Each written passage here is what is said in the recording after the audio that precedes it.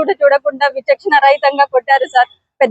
పెద్ద బండరాయి తీసుకొని జీతగాని తోటి మీద వేయించడానికి కొట్టించారు. హాస్పిటల్ ప్రిస్క్రిప్షన్స్ కూడా, హాస్పిటల్ రసీదు కూడా దానికి ఎన్క్లోజ్ చేసేసి నేను చివెంలో ఎస్ఐ గారికి చాలా సార్లు అప్లికేషన్ పెట్టాను సార్. కానీ ఎలాంటి కేసు ఫైల్ చేయకుండా కేసుని ప్రక్కదో కొట్టించడానికి అతనికి సపోర్ట్ చేస్తూ మాకు అన్యాయం చేస్తున్నాడు సార్. ఆక్యుపై చేశాడు.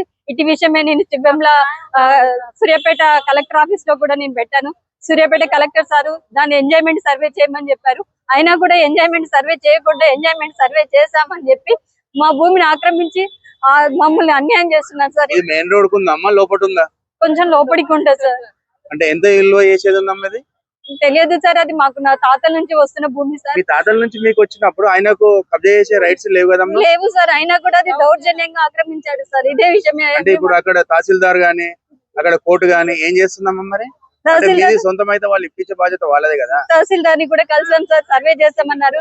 సర్వే చేయలేదు, ఏం చేయలేదు. సర్వే చేస్తామనేసి ఇక్కడ నేను ప్రజావాణిలో ఇక్కడ సీఎం ఆఫీస్ లో 20 డిసెంబర్ లో పెట్టాను సార్. సర్వే చేశామని చెప్పి ఇక్కడ రిపోర్ట్ పంపించారు కలెక్టర్ సార్కి. అసలు సర్వేనే చేయలేదు సార్.